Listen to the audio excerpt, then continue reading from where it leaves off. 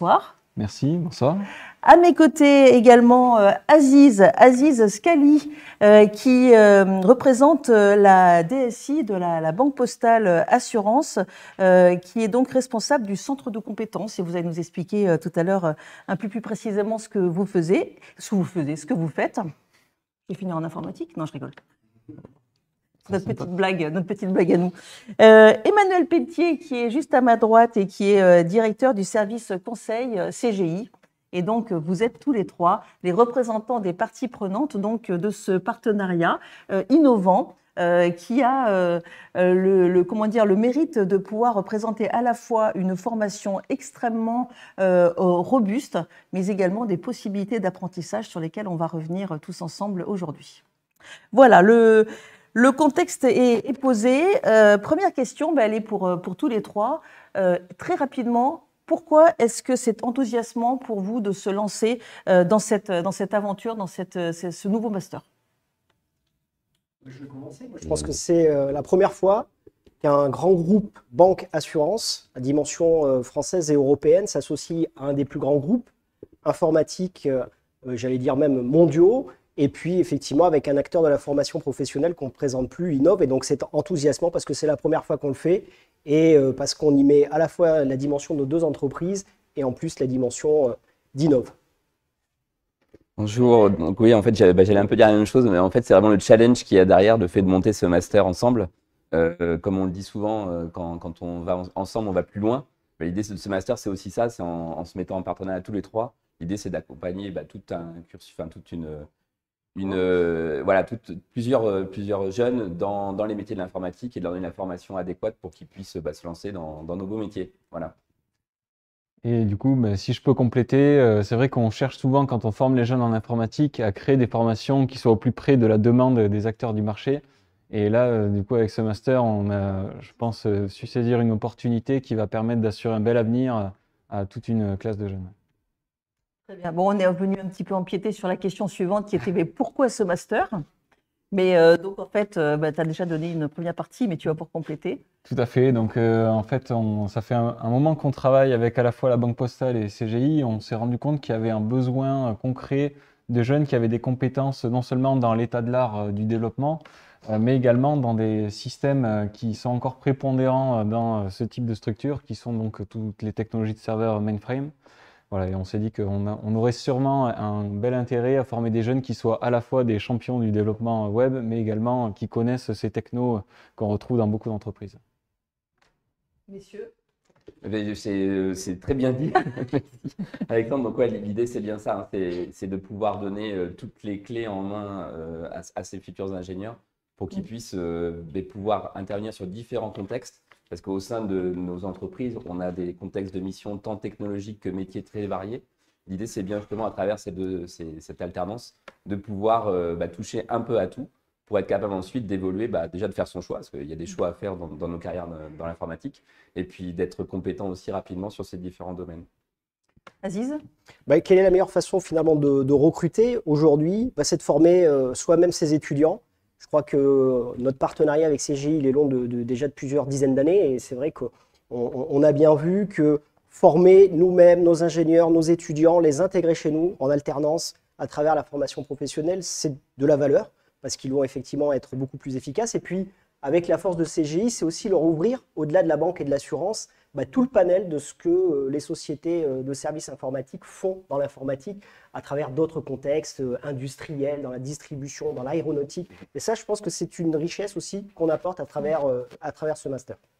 Alors pour qu'on comprenne bien à quoi ça va ressembler en fait ce master un petit peu particulier, parce que là on se dit, moi je vais faire un peu les questions naïves, mais je suis pris ou je suis prise, on reviendra après sur les questions du recrutement et des prérequis, etc.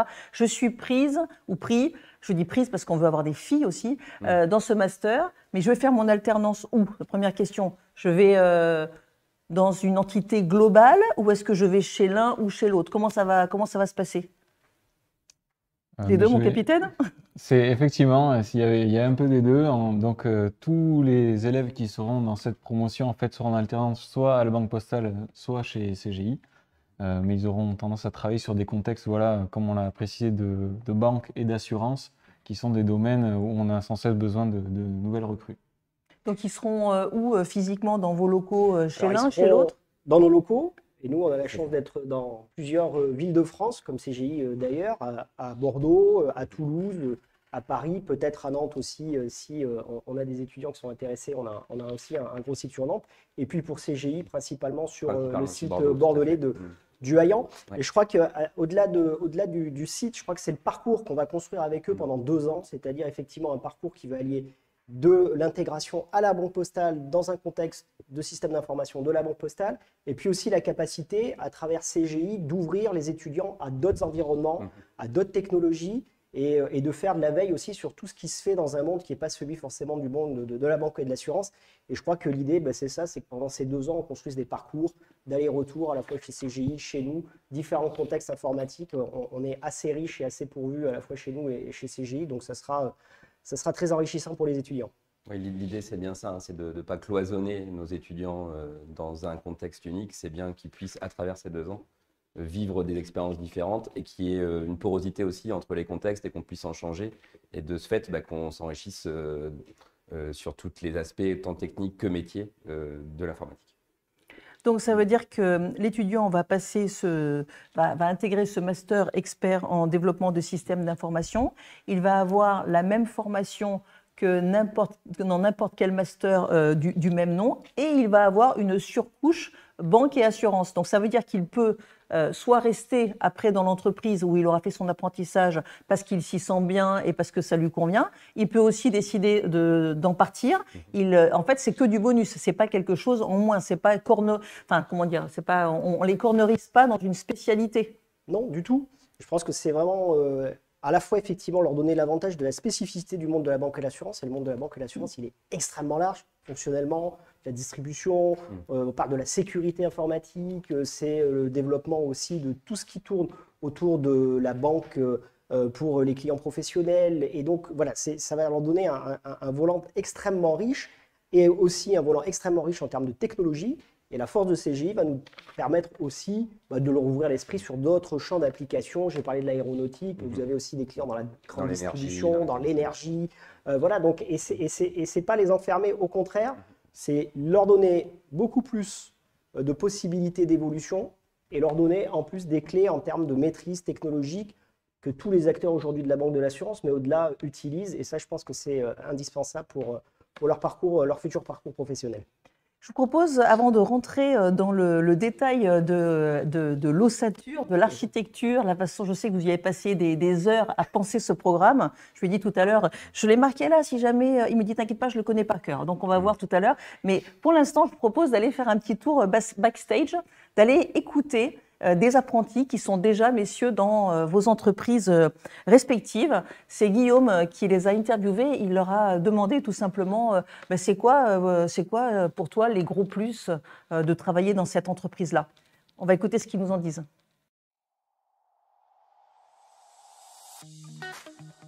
On peut évoluer en voyant plein de technos différentes. Il y a quand même une certaine solidité d'entreprise dans tous les cas aussi, donc ça c'est bien aussi au niveau de cette sécurité-là d'emploi.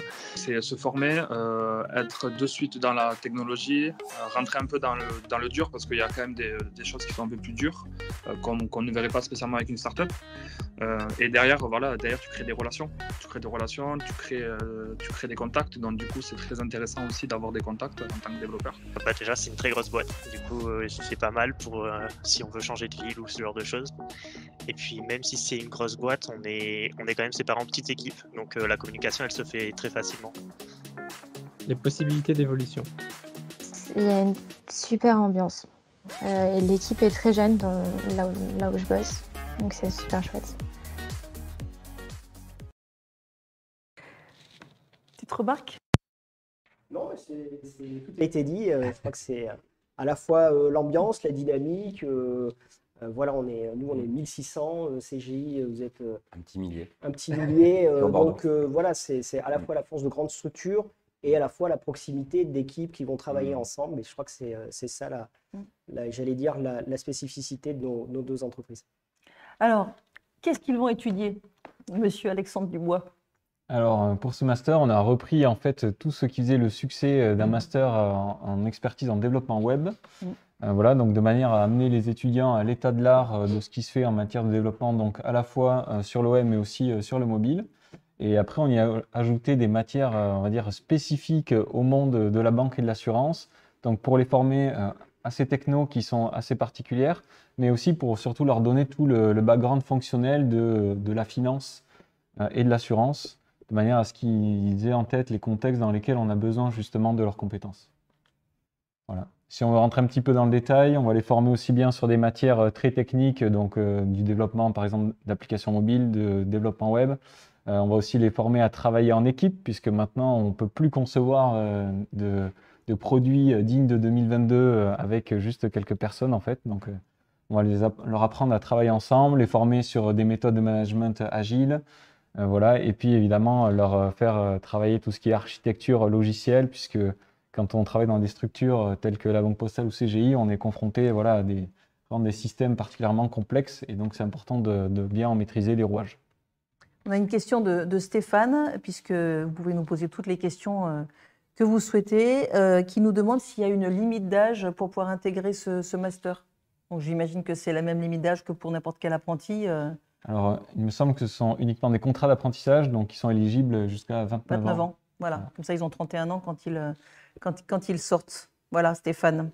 Sur ce master, on a parlé tout à l'heure rapidement du rythme. Est-ce que c'est le même que sur les masters que nous avons habituellement à Innov, où ils sont 2 jours et demi, on va dire 2 jours et demi, formation alternée entreprise-école?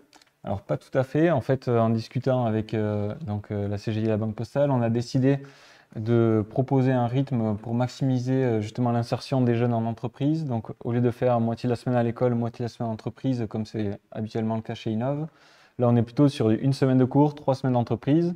Donc, ça fait vraiment passer beaucoup de temps à l'étudiant en entreprise, parce qu'on sait que c'est là aussi où il apprend le plus et où il monte le plus en compétences. Donc voilà, là, on a mis le paquet et c'est vraiment pour en faire les plus performants possibles. Et sur le démarrage, je crois que vous avez prévu aussi un côté un peu team building, un peu intense au démarrage. Vous allez les faire travailler, vous pouvez nous dévoiler votre secret sauce ou pas encore, ou ça reste secret? Non, mais l'idée, c'est d'avoir une belle promotion d'étudiants, et puis de créer à la fois l'esprit d'équipe, l'esprit collectif. Je crois qu'on a parlé du partenariat, un partenariat à 3, et je crois que ça, on a envie de l'incarner, y compris dans la promotion. De continuer à avoir des échanges, l'entraide, la manière dont les uns et les autres vont s'entraider pendant ces 2 ans d'études. Et puis les vagues suivantes, les promotions suivantes aussi qui vont venir. Donc tutorer peut-être que les anciens puissent tutorer les nouveaux. Donc voilà, on a envie de créer cette dynamique. Et puis on porte aussi des valeurs, celles de nos entreprises, et on espère que nos étudiants les intégreront aussi. Donc des valeurs qui sont portées, rappelons-le, quand même par 2 énormes, on va dire des mastodontes. C'est peut-être pas très joli, mais en tout cas, ça veut quand même dire, vous avez dit tout à l'heure, humblement, on est un petit millier. Enfin, vous êtes très implanté. Sur Bordeaux en plus. Ouais, dans le monde, c'est un peu plus. C'est une très grande richesse. Donc une double compétence Java et Mainframe essentiellement pour ces étudiants qui vont se voir, si j'ai bien compris, obligatoirement attribuer une alternance dès lors qu'ils sont pris dans le master. Donc pas besoin de chercher son alternance. C'est ça, c'est tout l'avantage de ce type de formation. Là, on est sur un double recrutement. En fait, quand on intègre cette promotion, on intègre Innov, mais on intègre surtout la Banque Postale ou CGI. Et on a donc son alternance assurée et logiquement, normalement, même le contrat qui va derrière si on s'en donne les moyens. Et alors, comment est-ce que vous recrutez? Quels sont les tests? Quels sont les hard skills et les soft skills sur lesquels vous avez fait consensus pour pouvoir recruter vous qui nous regardez, je l'espère, et qui avez envie de rejoindre ce master? Alors, en termes on va dire de diplôme précédent, donc cette formation est ouverte à tous les titulaires d'un diplôme de niveau Bac+3 en informatique. En termes de hard skills, donc on souhaite que ce soit des étudiants qui sachent développer, peu importe la techno. Après, nous, on est là pour les amener à prendre en main justement les technologies qu'on a envie de leur enseigner. Mais voilà, donc surtout, on va dire, donc savoir développer. Après, que ce soit en Java, en PHP ou en JavaScript, c'est pas très important, on saura faire le reste. peut-être dire 2 mots sur les soft skills. C'est vrai que par rapport à ce qu'on a décrit un peu comment allait se passer cette alternance, nous, ce qu'il nous faut, c'est vraiment des gens qui sont capables de travailler en équipe. On en a parlé tout à l'heure, mais c'est extrêmement important d'être capable de rentrer en synergie avec les autres, de poser des questions, d'aller vers les autres et donc de travailler en équipe. Et on a parlé aussi de l'adaptabilité, vu que durant le cursus d'alternance, on va avoir des technologies différentes, des contextes différents. L'adaptabilité sera un point important. Je voulais insister sur ces deux compétences fortes pour moi. Et puis moi, je rajouterais la curiosité. Je pense que c'est important. On va effectivement ouvrir les portes, j'allais dire, de nos organisations. On va ouvrir aussi les portes de notre système d'information. Et il va falloir que les étudiants ils aient aussi la curiosité d'aller regarder, d'aller toucher du doigt aussi tout ce qui s'offre à eux en termes de technologie, de projets, de possibilités. Je crois que c'est ça aussi qui est important dans leur cursus. L'éthique aussi. Et l'éthique, c'est quelque chose qui est important dans vos métiers? Oui. On est une banque publique avec à la fois des contraintes réglementaires, mais aussi, j'allais dire, une certaine déontologie. On est dans un secteur qui est la banque, l'assurance, la confidentialité, la loyauté. Ça, je pense que c'est des valeurs importantes, mais qui résonnent encore plus peut-être pour nos deux entreprises, parce qu'on est des institutions, j'allais dire, citoyennes. Ça fait de nombreuses années qu'on encourage aussi la formation et l'intégration de jeunes dans nos entreprises. Donc le partenariat avec Inops, c'est la continuité de ça. Et je pense que ça, c'est important aussi comme valeur que l'on porte dans nos deux maisons. Merci à tous les deux, messieurs. On va continuer à parler de ce master, mais on va parler un peu plus précisément de technique avec 2 développeurs qui vont nous rejoindre et qui sont de vos 2 entreprises respectives. Mais avant cela, je propose de regarder une fois de plus ce qu'en pensent les étudiants apprentis qui sont donc dans vos deux entreprises. On leur a posé en fait la question précisément de leur mission. Qu'est-ce qu'ils font? On s'est dit que ça pouvait un peu vous éclairer sur ce que potentiellement vous alliez pouvoir faire vous aussi le jour où vous rentrerez dans ce master. On regarde. Mathias Catelino, je suis en première année de master en développement web à Innov. Étienne, je travaille chez CGI. Florian Français. Je m'appelle Léa, j'ai 25 ans, je suis en B3 à Innov Informatique. Je m'appelle Mathieu Lassibille, je suis master web marketing et big data. Arnaud Douillère et je suis actuellement en développement web en master 1. Anne, je suis en master développement web, je travaille au sein du groupe La Banque Postale à la DSIP.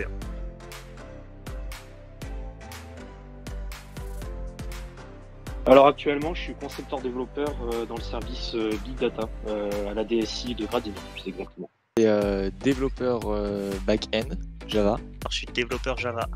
Analyste développeur. Je suis concepteur développeur.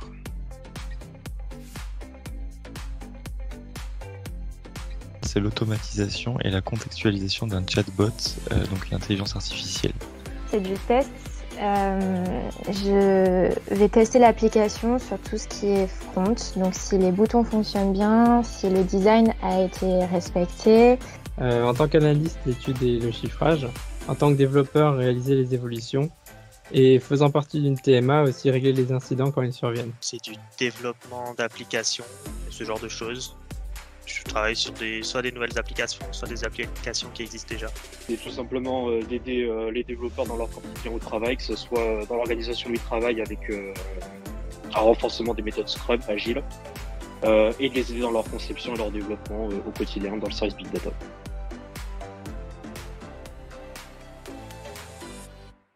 Mais moi je vais dire que je préfère les évolutions parce que du coup c'est apporter du nouveau à l'application. C'est la partie modularisation, celle où on reprend l'ancien, on le refabrique de notre côté avec des meilleures conventions, des meilleures normes, etc. Alors certes, le résultat à la fin est le même, mais le fait de participer à la qualité du service, c'est ça qui me plaît le plus. De participer au renforcement de la méthodologie agile dans l'équipe, car à la Banque Postale, on est en train de mettre en place ça dans plusieurs services.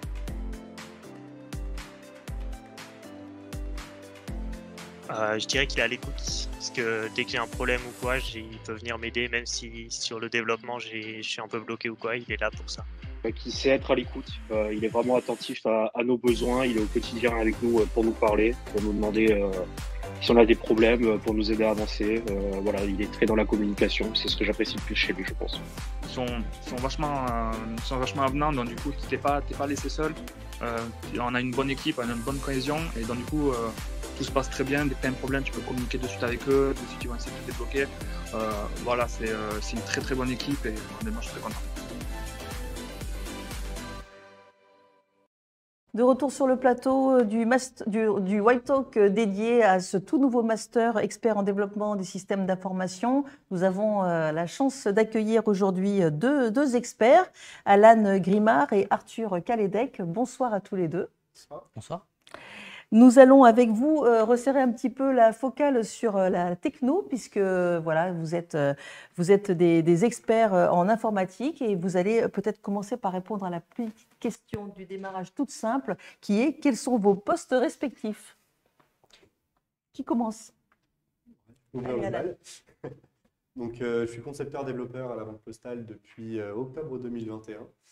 Et avant ça, j'ai été alternant pendant 2 ans, donc cette fois sur un poste d'assistant de chef de projet et PM, Project Manager Office. Merci. Arthur Kaledec? Eh bien, moi, je travaille à CGI depuis maintenant une dizaine d'années. Donc, j'ai commencé développeur, puis analyste sur le mainframe. Et aujourd'hui, je suis expert dans cette technologie. J'accompagne les nouveaux développeurs, je les aide au quotidien. Voilà. On a vu tout à l'heure à l'instant une vidéo dans laquelle certains de vos apprentis prennent la parole. Il y avait Léa, par exemple, qui teste ce qui fonctionne dans l'app et qui fait un petit peu de développement. Les étudiants qui vont intégrer ce master vont faire aussi certaines de vos missions. Vous allez même probablement les former. Alors, c'est peut-être le moment de pouvoir développer, si j'ose dire, en tout cas échanger avec nous sur ce que vous faites au quotidien. Ça va nous permettre de lever peut-être le voile sur ce qui les attend. On commence par qui? Alan? Allez, allons-y. Donc moi au quotidien, je vais faire surtout la partie conception de l'application. Donc je vais recevoir le besoin qui a été pris chez le métier par une équipe qui est à Paris, qui s'appelle la maîtrise d'ouvrage. On va faire la conception de l'application. Derrière, on va donner les documents techniques à CGI, puisque le développement est en prestation, dans mon projet en tout cas à CGI, ce qui n'est pas le cas de tous les projets. On a parfois le développement qui est en interne. Derrière, on va recevoir l'application qui a été développée, on va l'installer sur nos environnements de test, on va la tester, on va échanger pas mal avec les développeurs pour si jamais il y a des anomalies et des correctifs à faire. Et puis derrière, on va accompagner la mise en production de l'application, c'est-à-dire tout simplement la mise à disposition de notre application pour le métier. Très bien. N'hésite pas, monsieur Dubois, Alexandre, à faire le lien aussi avec la pédagogie, puisqu'Alexandre, si vous nous rejoignez en cours de route, est le directeur adjoint de Bordeaux Innov Campus, mais également le référent national de la filière informatique et cheville ouvrière de ce partenariat et de la conception pédagogique de ce master. Donc là, ça nous permet comme ça de faire des allers-retours, et évidemment, tu complètes quand tu le souhaites. Peut-être de votre côté, alors concrètement, qu'est-ce que vous faites? Alors, comme tu as dit, Alan, l'idée c'est que à la Banque Postale, en tout cas, il y a 2 termes qui reviennent très souvent, c'est l'IC et l'ID, l'informatique centralisée et l'informatique distribuée. Et ça s'articule autour de 2 technologies qui sont différentes. Les nouvelles technologies, ce qu'on a l'habitude de dire nouvelles technologies pour l'informatique distribuée, donc on va retrouver l'application web, les applications mobiles, et tout ça vient communiquer, vient dialoguer avec ce qu'on appelle l'informatique centralisée. Et c'est le gros mot qu'on emploie derrière le mot mainframe. Mainframe, ça veut dire gros système en français. Et pour vous montrer un peu à quoi ça ressemble, vous savez, c'est les grosses salles de gros serveurs qu'on s'amuse à faire péter dans les films, par exemple. Vous voyez? Donc c'est ça. C'est l'idée qui est derrière, c'est que derrière, toutes les applis web viennent dans le secteur bancaire, par exemple, viennent interroger ces gros serveurs. Et l'avantage de ces gros serveurs, c'est qu'ils sont très robustes, qui sont très sécurisés et qui peuvent manipuler des volumes de données qui sont gigantesques. Voilà. On a vu tout à l'heure dans la vidéo différents types de profils et de postes, Big Data, Web, Java, concepteur dev. Ça, c'est donc des choses qui s'articulent complètement avec le programme qu'ils vont étudier. Tout à fait. Donc, puisque dans le programme, on va retrouver la plupart des technologies dont Arthur et Alan ont parlé. Mais après, on va dire que restreindre le programme à ça, ce serait faire l'impasse sur toute la partie, on va dire, gestion et management auquel on forme les étudiants, puisque, évidemment, on a pour ambition d'en faire les meilleurs techniciens possibles, mais on a envie qu'au-delà de cette expertise, en fait, qu'au-delà de quelques années va dire, entreprises, ils puissent à leur tour, un peu comme l'a expliqué Arthur tout à l'heure, ben voilà, prendre des équipes, les emmener, travailler les besoins des clients comme peut le faire Alan. Et voilà, donc c'est pour ça qu'on va retrouver dans le programme de la gestion de projet, de la stratégie du système d'information, pour justement travailler sur les fameuses interconnexions dont parlait Arthur, ou par exemple des migrations d'anciens systèmes vers des nouvelles technologies. Et là, sur ce point, c'est particulièrement intéressant pour ces sociétés-là d'avoir des profils avec cette double compétence, mainframe et développement, on va dire, distribué. Mais justement, on va en parler de mainframe. On a prévu un petit jeu, un petit quiz pour vous, pour savoir si vous savez vraiment ce qu'il en est des enjeux du mainframe, puisque ça fait depuis les années 50 que la puissance de calcul, le stockage et la mise en réseau ont connu différentes vagues. Centralisation, décentralisation, et finalement les experts crient ou s'alarment en disant que le mainframe c'est fini, c'est mort. Et pourtant, il est toujours là. Alors, dans quel état il est? Vrai, faux? C'est la séance, on dégage les idées reçues, mais on va voir ce que vous savez sur le mainframe. Alors, question pour nos viewers. WooClap, on fait ça en musique et on va être très vache. On vous laisse 5 secondes à partir du moment où j'ai posé les questions pour pouvoir donner la bonne réponse. Sur les 100 entreprises qui sont recensées dans le Fortune 100, c'est le classement annuel, je pense que tu n'y es pas, c'est le classement annuel des 100 entreprises à la croissance la plus rapide, ça va pas tarder. Combien, selon vous, utilisent des mainframes? Est-ce qu'il y en a 12 sur 100, 49 sur 100 ou 67? 5 secondes, c'est parti.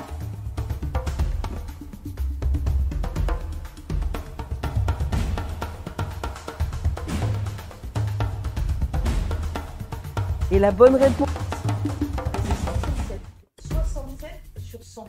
Oui, effectivement, le mainframe, on le retrouve globalement un peu partout.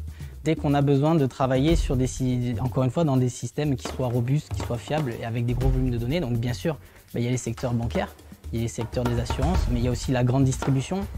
Honnêtement, quand on est à Carrefour et qu'on scanne un produit derrière, très probablement qu'on interroge ce genre de système, ou dans l'aviation, voilà, et ça fait partie, c'est le dessous de l'iceberg en fait qu'on ne voit jamais, mais qui est toujours présent, quoi. Et bien précisément, dans l'aviation, puisque vous en parlez, question suivante, sur les 5 premières compagnies aériennes, combien selon vous utilisent les mainframes? 0, 2 sur 5 ou 4 sur 5? C'est parti.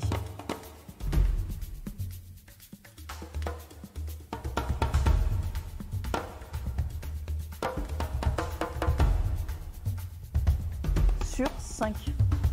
C'est dingue. Il y en a qui font derrière des grands jets parce qu'ils sont super contents d'avoir trouvé la réponse. Très bien. On a des joueurs, bravo. On a une régie qui s'y connaît en mainframe, c'est bien. Question suivante. Pourquoi et comment c'est utilisé? Bon là, c'est pas la question pour les viewers, mais pour vous, messieurs. Comment est-ce que cette techno, elle est utilisée? Tu l'as dit tout à l'heure très rapidement, c'est-à-dire que c'est pas has-been parce que ça sert beaucoup, mais surtout c'est qu'aujourd'hui il y a des modes un peu hybrides, il y a des hybridations, et donc pour cela il faut bien qu'il y ait des gens qui connaissent la techno de base. C'est quoi les enjeux en termes de départ aussi à la retraite, et comment est-ce qu'on peut finalement se positionner sur ce marché-là? Parce que quand on a 20 ans, on se dit mainframe, c'est pas a priori, il y a forcément la techno de prime abord qui paraît la plus sexy, et pourtant c'est super présent. Et tout à fait. En fait, on a donc sur ces technologies, on va dire historiques, on a une population d'ingénieurs qui est plutôt en fin de carrière, et donc il y a un véritable enjeu pour les banques et les assurances de renouveler cette population d'ingénieurs, de trouver vraiment des personnes compétentes pour assurer la continuité de service, mais aussi pouvoir, comme je le disais un petit peu plus tôt, migrer vers des nouvelles technologies pour permettre tous les usages qu'on connaît aujourd'hui, d'applications mobiles, de temps réel, etc., dont les utilisateurs sont friands.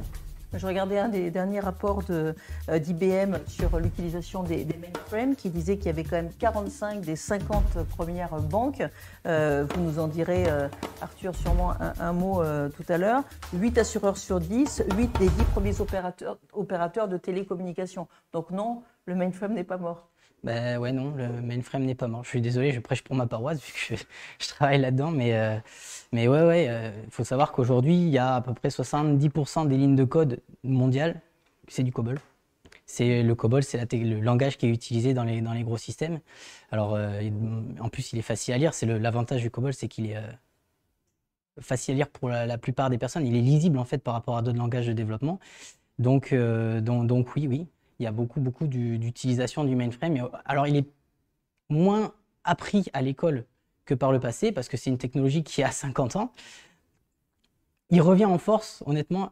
Je sais qu'aux États-Unis et en Inde, par exemple, il est revenu dans les cursus, de par le fait qu'il soit très utilisé. Il est revenu dans les cursus scolaires. Moi, je ne l'ai pas appris à l'école. J'ai tout appris sur le tas une fois que j'étais à CJ. Voilà. Et ce que je peux dire aussi, c'est que CJ accompagne énormément d'entreprises, notamment Orange ou Carrefour, dans leur mainframe. Voilà. Une nouvelle question en musique. C'est parti, WooClap. Quel logiciel, selon vous, traite le plus d'informations par seconde? Est-ce que c'est Facebook? Est-ce que c'est Twitter? Ou est-ce que ce sont les CICS, Customer Information Control System?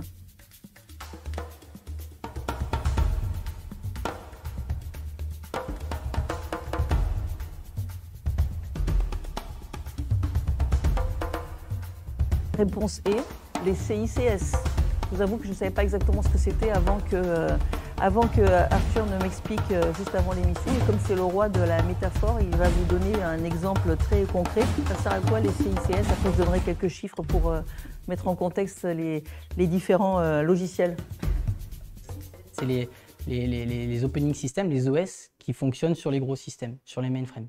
Et donc, en fait, quand vous prenez votre carte bancaire et que vous l'insérez dans la borne pour retirer 20 €, ben vous créez des transactions sur cet opening system. Et donc, on se rend compte qu'effectivement, il y a beaucoup plus de transactions que de recherches Google, à peu près 2 fois plus. Ben oui, c'est ça. Google, c'est 60 000 recherches par seconde. Facebook, 30 000 likes. Twitter, 6 900 tweets. Et CICS, on est sur 1,1 million de transactions par seconde. Ouais. Ah, ça vous épate, hein? Il y a un petit écart. Il y a un petit écart. Et alors, tout à l'heure, vous avez parlé du COBOL, Arthur. Oui. Quel langage de programmation le plus utilisé en entreprise? Est-ce que c'est le Java? Est-ce que c'est le HTML, CSS? Ou est-ce que c'est le COBOL? Alors là, ne me décevez pas, vous avez 5 secondes. On vous a quand même donné quasiment la réponse.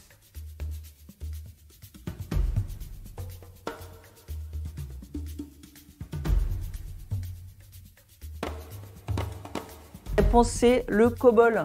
Oui. Mais que ça ne suffit pas, oui. Je pensais que ça suffisait à lui. Donc la majorité des applications, notamment CICS que vous avez évoquées tout à l'heure, sont codées en COBOL. Oui, tout à fait.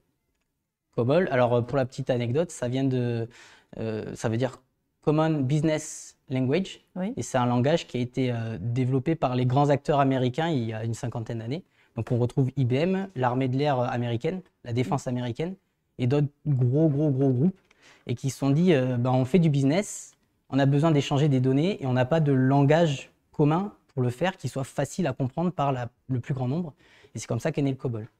Et il a survécu au C++, il a survécu au Java aujourd'hui, et j'espère qu'il survivra longtemps, parce que c'est mon cœur de métier. Oui, c'est quel pourcentage de systèmes transactionnels d'entreprises qui sont codés en COBOL à peu près? C'est beaucoup, ça doit représenter à peu près le même nombre de lignes de code qui existent dans le monde, à environ 70%. Donc ça fait 85% des données, 90% des données en entreprise qui sont... Qui transitent via du COBOL. C'est le langage qui est adapté pour faire ça, en fait. C'est pour ça qu'il résiste aussi bien, parce qu'il est très lisible et qu'il est sur des interfaces qui sont robustes, fiables, et qui gèrent des gros volumes de données. C'est aussi un des premiers langages qui a été mis en place dans les systèmes d'information il y a 50 ans. Et un gros avantage qu'il a, que le mainframe a, c'est sa rétrocompatibilité. C'est-à-dire qu'aujourd'hui, à la Banque Postale, on a toujours des programmes qui tournent encore aujourd'hui et qui ont 50 ans. Alors qu'ils ont évolué au fur et à mesure des années, mais ça fait 50 ans. Ils ont été créés il y a 50 ans et ils tournent encore aujourd'hui. Donc c'est quand même un gros avantage pour une entreprise, c'est qu'il met en place un système d'information. Il est assuré qu'il va tenir dans le temps au fur et à mesure des évolutions. Et ça, c'est quand même très important. Au-delà du fait qu'il faut que ça calcule très très vite, On a quand même à la Banque Postale 11 millions de comptes particuliers et on a environ 35 millions d'opérations à la journée à traiter. C'est quand même un sacré paquet de données. Il faut aussi qu'on ne se trompe pas dans les calculs. Ça paraît bête, mais on est quand même en train de gérer des opérations des clients. Il ne faut pas que l'argent des clients disparaisse. Et donc, le COBOL est très robuste et très fiable là-dessus. Et c'est un de ses plus gros avantages. C'est pour ça qu'on a autant de banques qui l'utilisent encore aujourd'hui. On a un partenariat avec vos deux entreprises. On a des étudiants qui sont des apprentis dans vos deux entreprises. Vous les croisez, vous les accompagnez. Est-ce que vous les adorez? Est-ce que vous les kiffez? Parce que eux, ils vous kiffent. On est allé leur demander, on leur a dit, mais est-ce que tu kiffes ton entreprise? Écoutez.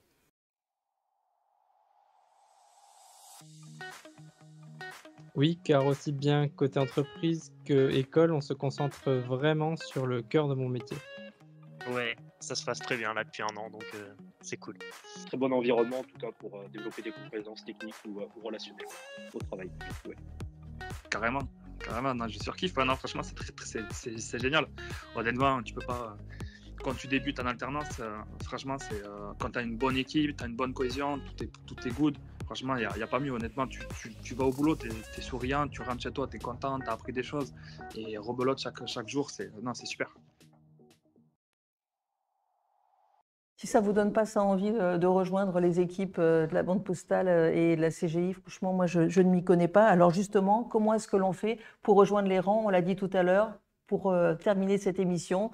Face caméra, Alexandre Dubois.